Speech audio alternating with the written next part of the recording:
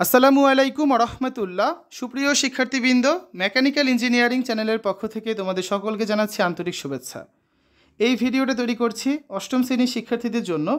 2025 সালের অষ্টম শ্রেণীর বাংলা বইয়ের বঙ্গভূমির প্রতি কবিতার অনুশীলনের সৃজনশীল প্রশ্নের উত্তর নিয়ে আজকে আলোচনা করব, যেটা রয়েছে তোমাদের অষ্টম শ্রেণীর বাংলা বইয়ের 84 থেকে 87 পৃষ্ঠায়।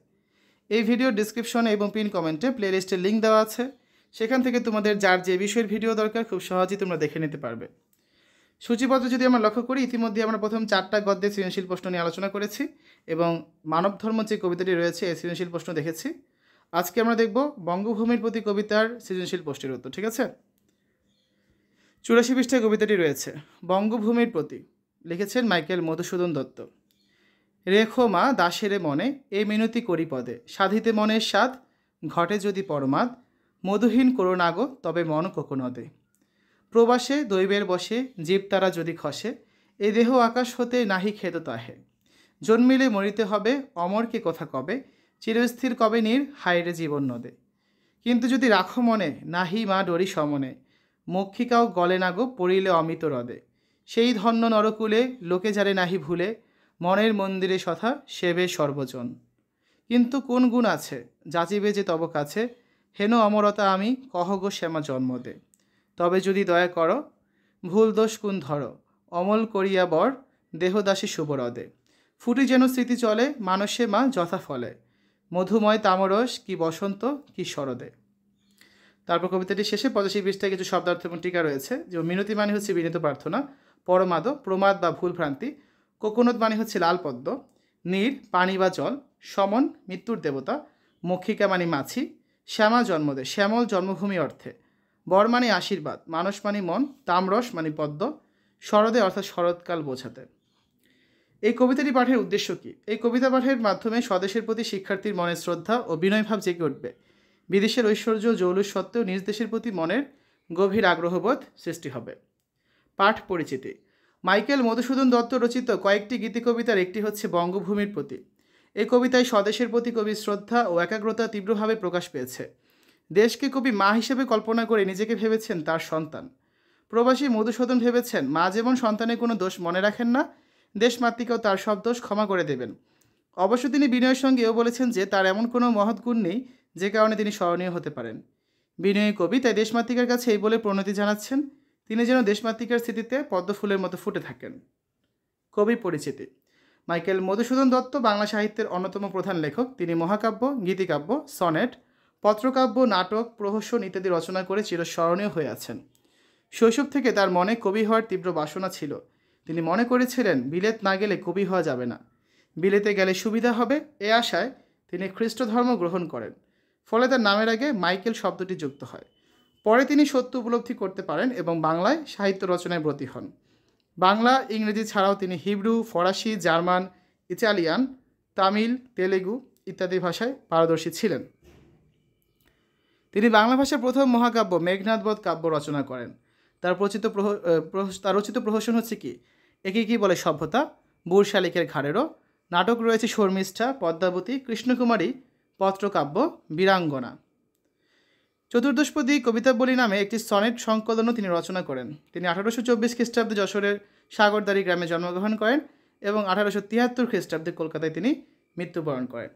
এরপর এখানে একটা কর্ম অনুশীলন রয়েছে যে বঙ্গভূমির প্রতি শীর্ষক কবিতাটি নিয়ে আবৃত্তি অনুষ্ঠানে আয়োজন করো শ্রেণীর সকল শিক্ষার্থীর অংশগ্রহণে। শুদ্ধ উচ্চারণ, উচ্চারণের স্পষ্টতা, শ্রবণযোগ্যতা, বোধগম্যতা, আবেগ অনুভূতির প্রকাশ ইত্যাদি বিবেচনায় রাখতে হবে। তো আমরা তো আবৃত্তি করে শোনালাম কবিতাটা, তোমরা যদি চাও আরেকবার শুনে নিতে পারো, ঠিক আছে। আর ক্লাসে তোমাদের শিক্ষক তো তোমাদের অবশ্যই শোনাবেন কবিতাটা আবার। এরপর রয়েছে অনুশীলনী। এখানে কিছু বহু নির্বাচনী প্রশ্ন আছে। এখন হচ্ছে আমরা এগুলোর উত্তর দেখব। যেমন 1 নম্বরে কী আছে, মক্ষিকার সমার্থক শব্দ কোনটি? মৌমাছি, মাছি, বোলতা নাকি ফড়িং? এখানে দেখো শব্দার্থের মধ্যেই দেওয়া আছে।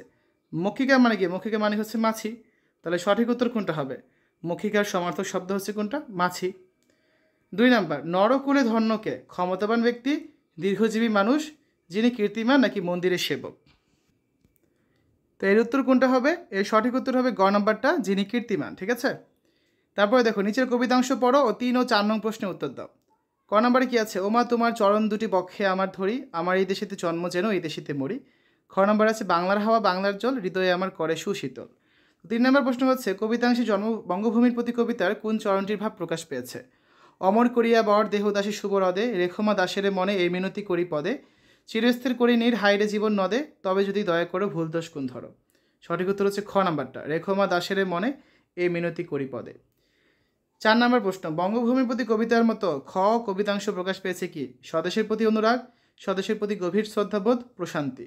সঠিক উত্তর হবে কোনটা? সবগুলোই। তার মানে ঘ নাম্বারটা হচ্ছে সঠিক উত্তর, 1, 2 এবং 3। এই পর্যায়ে আমরা সৃজনশীল প্রশ্নের উত্তর দেখব। একটা সৃজনশীল প্রশ্ন রয়েছে যার জন্য দুটো উদ্দীপক আছে। উদ্দীপকগুলো আমরা পড়ি। 1 নম্বরে আছে, আবার আসিব ফিরে ধানসিঁড়িটির তীরে এই বাংলায়, হয়তো মানুষ নয় হয়তো বা শঙ্খচিল শালিকের বেশে, হয়তো ভোরের কাক হয়ে কার্তিকের নবান্নের দেশে, কুয়াশার বুকে ভেসে একদিন আসিব এই কাঁঠাল ছায়। আর 2 নম্বরে আছে, মরিতে চাহি না আমি সুন্দর ভবনে, মানুষের মাঝে মাঝে আমি বাঁচিবারে চাই, এই সূর্য করে এই পুষ্পিত কাননে, হৃদয়ে জীবন্ত হৃদয় মাঝে যদি স্থান পাই। 4টা প্রশ্নের উত্তর এখন আমরা দিব, ঠিক আছে? 87 পৃষ্ঠা সৃজনশীল প্রশ্নের উত্তর। তাহলে 1 নম্বর প্রশ্নে কী আছে? ক নম্বরে, বাংলা ভাষায় রচিত প্রথম মহাকাব্যের নাম কি? বাংলা ভাষায় রচিত প্রথম মহাকাব্যের নাম হচ্ছে মেঘনাদ বধ কাব্য। খ, কবি বর প্রার্থনা করেন কেন? ব্যাখ্যা করো। দেশমাতৃকার স্মৃতিতে জেগে থাকার জন্য কবি বর প্রার্থনা করেন। স্বদেশের প্রতি ভালোবাসা একটি স্বাভাবিক ও চিরন্তন বিষয়। একই ভাবনা থেকে কবি দেশমাতৃকার বন্দনা করেছেন। কবির একান্ত ইচ্ছা স্বদেশ মাতা যেন কবিকে তার হৃদয়ে স্থান দেন। পদ্মফুল যেমন সরোবরে ফুটে থাকে, কবিও তেমনই দেশমাতার স্মৃতিতে ফুটে থাকতে চান। এ কারণে তিনি বর প্রার্থনা করেন। গ নাম্বার, উদ্দীপকের প্রথম কবিতাংশের আলোকে ফুটি যেন স্মৃতি জলে চরণটি ব্যাখ্যা করো। উদ্দীপকের প্রথম কবিতাংশে এবং ফুটি যেন স্মৃতি জলে চরণের উভয় ক্ষেত্রে স্মৃতির পাতায় টিকে থাকার আবেদন প্রকাশ পেয়েছে। প্রদত্ত কবিতাতে কবি মাইকেল মধুসূদন দত্ত মাতৃভূমিকে অনুরোধ জানিয়েছেন তাকে স্মরণ রাখতে। তিনি স্মৃতি হয়ে বারবার মাতৃভূমির হৃদয়ে থাকতে চান। তিনি জন্মভূমির প্রতি তাই অনুরোধ করেছেন পার্থিবভাবে নয়, স্মৃতিতে যেন তাকে টিকিয়ে রাখা হয়। উদ্দীপকের চরণগুলোতে কবি মৃত্যুর পরও মানব মনে বেঁচে থাকার আশা ব্যক্ত করেছেন। নশ্বর পৃথিবীতে কবি নিজেকে নশ্বর জেনেও অবিনশ্বর হয়ে থাকতে চান পৃথিবীর মাঝে। তিনি মানব মনের স্মৃতির মাঝে ঠাঁই চান তার কাজের বা ভাবের মধ্য দিয়ে। ঠিক মাইকেল মধুসূদন দত্ত যেন উক্ত চরণটির মাধ্যমে একই বার্তা ছড়িয়ে দিতে চেয়েছেন। ঘ নাম্বার, দ্বিতীয় কবিতাংশ ও বঙ্গভূমির প্রতি কবিতার মূল সুর একই, তুমি কি একমত? যুক্তিসহ উত্তর দাও। উদ্দীপকের দ্বিতীয় কবিতাংশ ও বঙ্গভূমির প্রতি কবিতা উভয় ক্ষেত্রেই মাতৃভূমি বাংলার প্রতি ভালোবাসা প্রকাশিত হয়েছে। বঙ্গভূমির প্রতি কবিতায় কবি দেশের প্রতি শ্রদ্ধা জানিয়ে দেশকে মা রূপে কল্পনা করেছেন। কবির সকল দোষ যেন দেশমাতৃকা ক্ষমা করে দিয়ে তাকে মনে রাখেন, এই প্রার্থনা দেশের প্রতি ব্যক্ত করেছেন। উদ্দীপকে উল্লিখিত দ্বিতীয় কবিতাংশের কবি দেশকে ভালোবেসে মৃত্যুর পরও দেশের মানুষের হৃদয়ে বেঁচে থাকতে চান। মাতৃভূমির ভালোবাসায় ধন্য হয়ে কবিতার স্মৃতিতে চিরজাগরুক থাকতে আগ্রহী এবং ব্যাকুল। বঙ্গভূমির প্রতি কবিতায় কবি মৃত্যুর পরও মাতৃভূমির স্মৃতিতে বেঁচে থাকতে চান। নিজ দেশের প্রতি আবেগ অনুভূতির প্রকাশই উদ্দীপকের দ্বিতীয় কবিতাংশ ও বঙ্গভূমির প্রতি কবিতার মূল কথা। উভয় কবিতাতেই জন্মভূমিকে ভালোবেসে তার স্মৃতিতে অমর থাকতে চান কবি। তাই তো দেশমাতাকেই বিনয়ের সঙ্গে অনুরোধ করা হয়েছে তার স্মৃতিতে একটুখানি ঠাঁই দেওয়ার জন্য। তো শিক্ষার্থীরা, এই হচ্ছে আজকে আলোচনা। আগামী ক্লাসে আমরা অন্য একটি কবিতা নিয়ে আলোচনা করব। এতক্ষণ তোমরা দেখলে 2025 সালের 8ম শ্রেণীর বাংলা বইয়ের বঙ্গভূমির প্রতি কবিতার অনুশীলনী সৃজনশীল প্রশ্নের উত্তর, যেটা রয়েছে তোমাদের বই 84 থেকে 87 পৃষ্ঠায়। আজকের ভিডিওটি আশা করি তোমাদের কাছে ভালো লেগেছে। অন্যান্য ভিডিওগুলো দেখার আমন্ত্রণ জানিয়ে আজ এখানে বিদায় নিচ্ছি। আল্লাহ হাফেজ।